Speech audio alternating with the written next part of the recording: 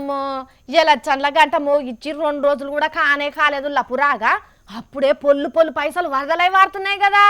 మరి దొంగ డబ్బు లేనే లేదు అని అంటున్నారు. గన్ని పైసలు ఏడ దాచి పెడుతున్నారో గాని ఓల్లా కోట్ల డబ్బు బయట పడుతున్నదుల్లా. పోలీసులకు దొరికిన పైసలు ఎగ్గిన్నుంటే ఇంకా దొరకకుండా కార్యకర్తల జేబులకు పోయే పైసలు ఎన్నున్నాయో ఏందో కదా. వామ్మో ఎన్నెన్ని రూపాయల కట్టలున్నాయో చూడుర్రి. అన్ని కొత్త నోట్లే కదా. ఒక్కటి కాదు 2 కాదు దగ్గర 1 కోటి రూపాయల దాకా పట్టుకున్నారు హైదరాబాద్ పోలీసులు. ఎలక్షన్ కోడ్ వచ్చింది కదా, వచ్చిపోయే బండ్లన్నీ చెక్ చేస్తుంటే ఇగో ఇన్ని రూపాయలు దొరికినాయట.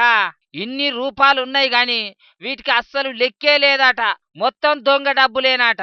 మరి ఓట్ల గురించి పైసలు పట్టుకపోతున్నారా లేకపోతే దొంగ పైసలను దాసుడే పనిగా పెట్టుకున్నారా అన్నది ఇంకా తెలియదు గాని లెక్కలేని పైసలకు మాత్రం మస్తుగా డిమాండ్ పెరిగినట్టే ఉన్నది.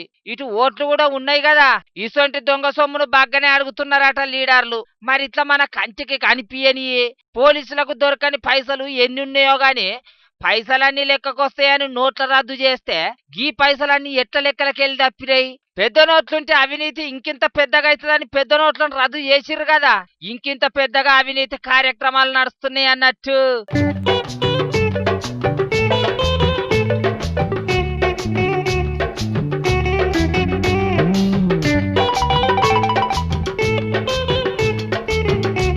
మరి ఇంకా ఓట్లు దగ్గర పడుతున్న కొద్దీ ఇంకెన్ని ఏచాలు ఇంకెన్ని కట్టలు చూస్తామో గాని ఈ ఓట్లు ఓడిచేదాకా మీరైతే పైసలు పట్టుకొని తిరగకుర్రే.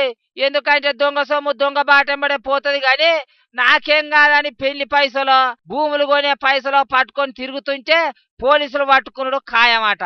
ఓట్లు అయ్యేదాకా 50,000 కంటే ఎక్కువ పైసలు పట్టుకొని అస్సలు తిరగొద్దని పోలీసులే చెప్తున్నారు. దొరికితే పైసలను ఎంబడే సీల్ చేస్తారట. డబ్బున్నోడేమో పైసలు ఇడిచిపెట్టి సప్పుడు చేయకుంటాడు గాని మనం లెక్కలు చూపెట్టి ఆధారాలు చూపెట్టే వరకు మన అక్కిర మించిపోతుంది. కాబట్టి పైలం మరి.